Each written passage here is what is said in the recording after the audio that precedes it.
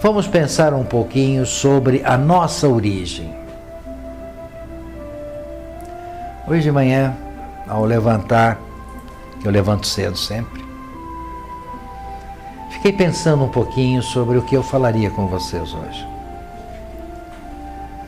Muitas vezes, nós não fazemos uma noção exata de onde nós viemos, quem somos nós.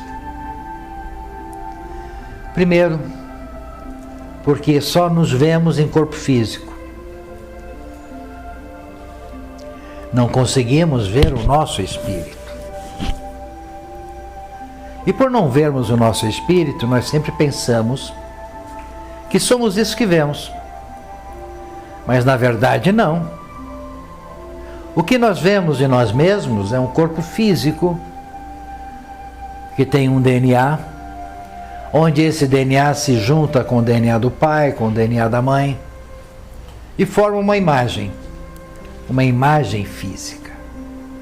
Só que dentro dessa imagem física, que chamamos de corpo, existe um espírito. Esse espírito é que é a criação de Deus. E dentro desse espírito nós temos o que eu chamo de centelha viva de Deus, que é abrigado em nossa alma. E o espírito é o corpo de nossa alma. A nossa alma é a nossa consciência. E dentro dela está registrado de onde nós viemos. Nós viemos do cosmos. Quando nós olhamos para o céu, principalmente quando ele está bem limpo, sem nuvens, está resplandecendo aquele azul maravilhoso, pensamos, será que é de lá que eu venho? E na verdade é. Nós viemos do outro lado. Nós viemos do céu. Todos nós. O nosso espírito vem do céu. Porque vem de uma outra dimensão. A gente vem da quarta dimensão, que é a grande dimensão espiritual. Lá nós fomos formados, lá nós fomos desenvolvidos e lá nós fomos trazidos para cá. Os nossos espíritos, eles são mais velhos que a própria Terra, porque nós já existíamos antes da Terra existir. A Terra surgiu em função de várias atividades existentes no cosmos, onde o nosso sistema solar primário era o Sol, com 2, 3 planetas orbitando ao redor dele. E entrou um outro planeta no nosso sistema. E ao penetrar esse outro planeta, conhecido como o nome de Marduk, ele foi atraído por um planeta enorme. E houve um choque. E esse planeta enorme chamava-se Tiamat. Esses dados estão registrados em 27.000 plaquetas, tabuletas de uma civilização chamada Semuriana. Eram os sumérios, uma civilização antediluviana. E ali eles contaram toda a história da nossa natureza. E esse grande planeta chamado Tiamat, pela sua força gravitacional enorme, puxou esse outro chamado Marduk e houve uma colisão. E o resultado desta colisão saiu um pedaço que hoje nós chamamos de Terra. E saiu um outro pedaço que ficou retido pela Terra, que nós chamamos de Lua. E o resto desse grande planeta se transformou em 1000 pedaços, que é o centurião de asteroides que nós temos no nosso sistema solar. Então tudo começou desta forma. Mas nada acontece gratuitamente. Tudo tem uma função. E Deus, com seu poder, com seu grande poder cósmico, através dessas ações, Ele exerce o seu poder criativo. Outros planetas foram surgindo.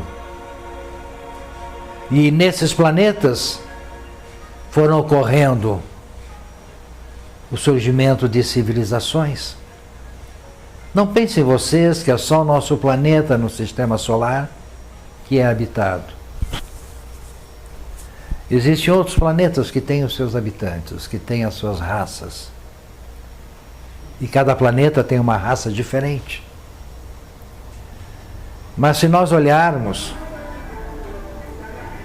as informações que nos chegam, principalmente vindo da pesquisa dos cientistas, da arqueologia, da paleontologia, são seres diferentes de nós. Mas todos eles têm 2 braços, uma cabeça, um tronco, 2 pernas, e têm os seus órgãos internos, têm os seus olhos, seus ouvidos, sua boca, seu nariz. Então a genética cósmica é uma só. O DNA cósmico é um só. Existem as diferenças que obedecem às características de cada planeta. Então, muitos planetas do nosso próprio sistema solar, aquele que vemos e aquele que não vemos, porque tem planetas que nós não vemos dentro do nosso sistema solar. E que a ciência só percebe vazios, buracos. E os cientistas se dizem, aqui devia ter um planeta. E na verdade tem. Só que nós não vemos, porque a formação dos nossos olhos, o nosso espelho ocular, ele ainda requer uma nova evolução para podermos ver efetivamente a 4ª dimensão. No entanto, existem alguns animais que convivem conosco, como o gato, o cachorro, que eles têm uma propriedade visual melhor que a nossa. Quem tem esses animais em casa pode observar que de repente eles ficam oriçados olhando só num canto. Latem, grosnam. O que eles estão vendo? Nós não vemos nada, mas ali tem um espírito que ele está vendo. E entre nós que somos mortais, o nosso corpo físico, porque o espírito é imortal, o nosso corpo físico às vezes vê, mas aí não é o olho do ser humano que vê, é o olho do seu espírito que está vendo e transmite para o cérebro essas imagens. E nós temos a sensação de estarmos vendo. Aí vemos vultos, vemos como se fossem pessoas. Ultimamente, nesse último ano, eu praticamente não tenho ido ao centro de Curitiba, andar pela Rua 15. Mas todas as vezes que eu sempre fui, ao andar naquela rua, onde o movimento de pessoas é grande, eu vejo espíritos passando por mim. E ali circula muitos espíritos, só que vocês não percebem isso. Parecem humanos quando são vistos. Mas são formados de uma outra matéria. É uma materialidade translúcida, transparente. Porque antes de nós estarmos aqui dentro do corpo físico, nós éramos espíritos mais iluminados, como se fôssemos anjos. Mas em algum momento da história cósmica, nós perdemos essa nossa luminosidade. É só vocês lerem o Gênesis na Bíblia, está ali descrito. A expulsão de Adão e Eva do Éden. É justamente isso que aconteceu conosco. Ali não se fala de uma grande população de anjos expulsos do Éden. Fala apenas de Adão e Eva, mas Adão e Eva nos representam naquele momento. E nós viemos para cá, aqui, nesse planeta chamado Terra, para recomeçarmos de novo e conseguirmos obter de volta a nossa luminosidade, que é a luminosidade própria de um anjo. No entanto, nós sempre nos deixamos levar pelos desejos do nosso ego. E por assim ser, nós damos muito mais importância àquilo que queremos, quase não ligamos para o nosso lado espiritual. Não nos preocupamos muito com o nosso lado espiritual. Só nos preocupamos com ele quando estamos em situações difíceis. Aí nos lembramos em orar, em pedir a Deus por um milagre, em pedir aos santos, a qual, por alguma razão, somos devotos, que nos ajudem. E quando não conseguimos aquilo, a primeira coisa que fazemos, pegamos o santo, botamos de cabeça para baixo dentro de um copo d'água e dizemos, só sai daí quando o milagre acontecer. Como se isso fosse resolver o nosso problema. Tem muita gente que faz isso, sabiam? Então, o nosso espírito, que habita o nosso corpo físico, ele tem tudo para voltar a ser um anjo outra vez, um dia. Mas temos que limpar os nossos caminhos.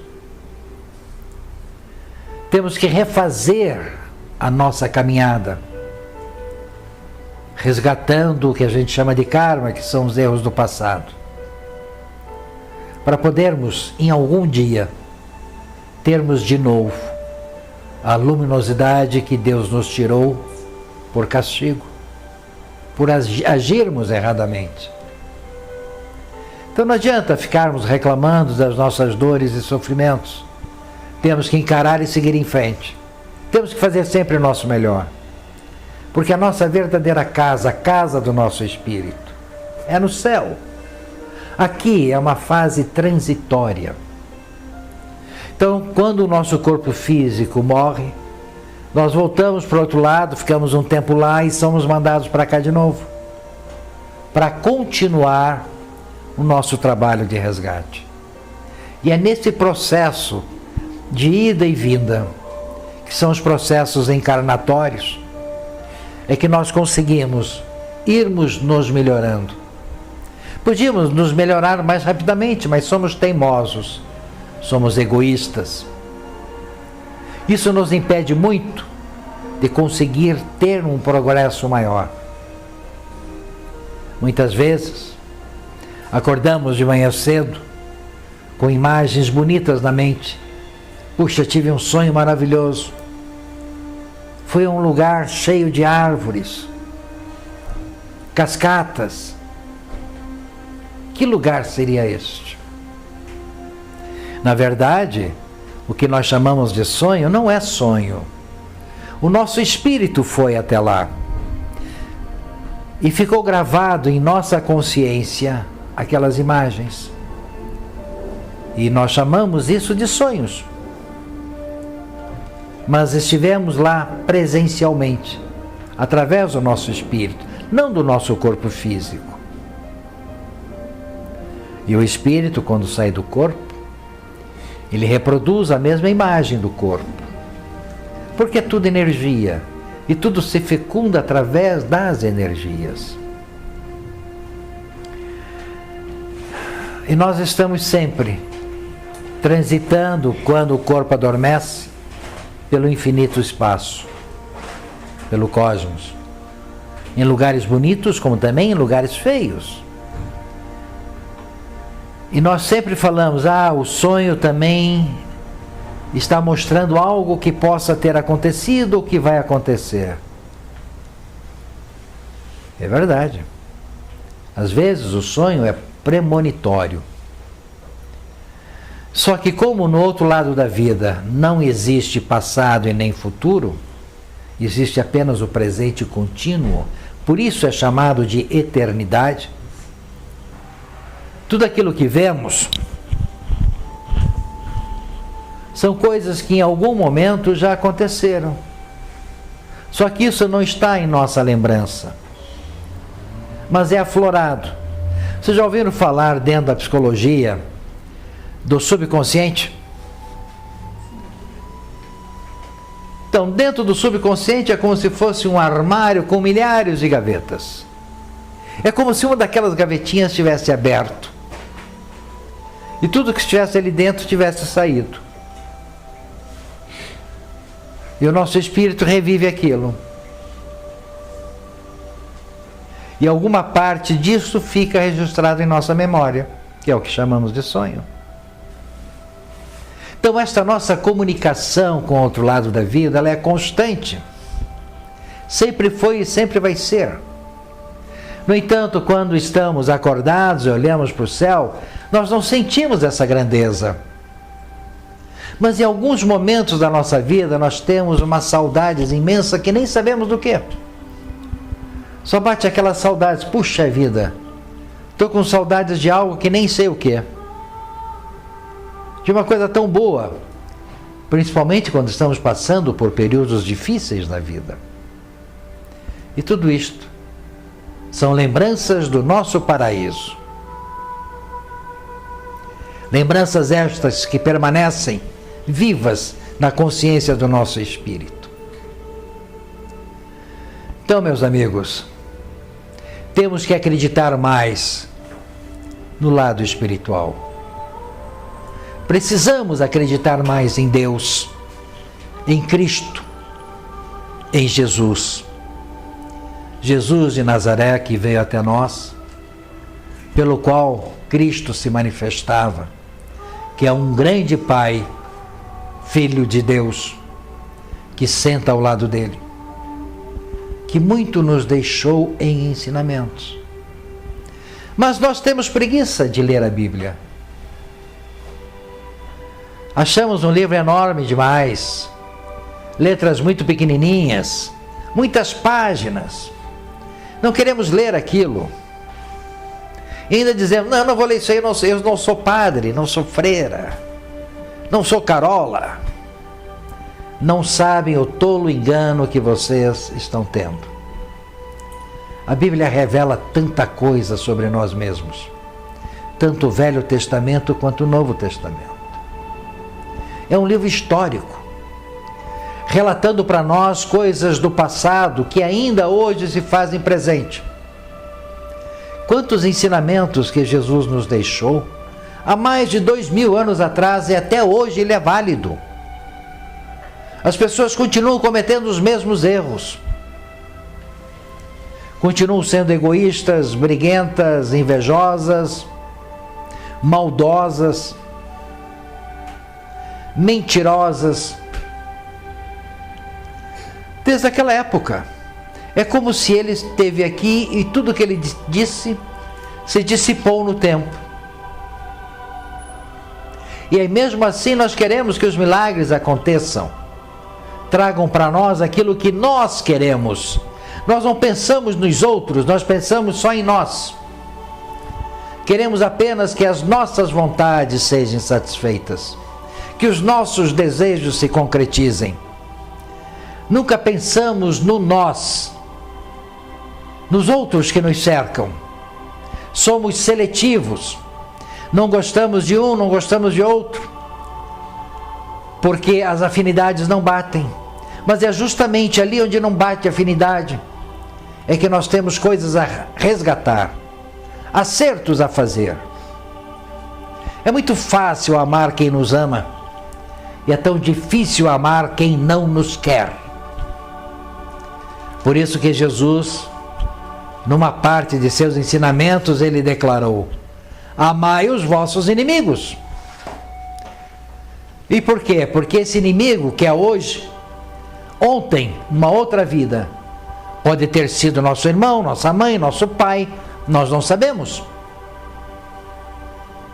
Só que nós somos extremamente seletivos, queremos que não exista obstáculo nenhum à nossa frente, que possamos somente fazer aquilo que queremos e que a vida seja um mar de rosas. Não aceitamos os desafios, não queremos progredir, queremos ficar sempre preso nessas questões da facilidade. E assim sendo, nós perdemos em muito o nosso próprio crescimento. E se tivermos consciência que não somos daqui, se tivermos consciência de que somos do céu, se tivermos consciência que somos filhos de Deus, porque contém dentro da nossa alma uma centelha divina que dele veio, por isso somos filhos de Deus, precisamos mudar, precisamos nos melhorar, precisamos ser mais corporativos, precisamos estar mais unidos, mais compreensivos, e não levar a vida em função do nosso ego, dos nossos desejos. E quando assim agirmos, nós vamos descobrir o verdadeiro sentido do amor, que até hoje não sabemos qual é o verdadeiro sentido do amor. Porque o amor não estabelece exigências, não estabelece condições. Quem ama faz, quem ama não cobra, não exige, somente faz aquilo que lhe é melhor. Só que nós não agimos assim. Então está na hora de nós permitirmos que a nossa alma evolua, que a nossa alma cresça, para que amanhã possamos ser melhor do que hoje. Então, eu gostaria muito que vocês refletissem sobre isto, porque temos um longo caminhar e não precisamos ter medo de andar nesse caminho que às vezes é bem tortuoso, outras vezes é suave, outras vezes tem muitos percalços, mas isso faz parte do nosso crescimento. Esta é a grande riqueza que a vida possui. E é isto que nós temos que desenvolver ainda mais dentro da nossa mente, para que possamos crescer como espírito.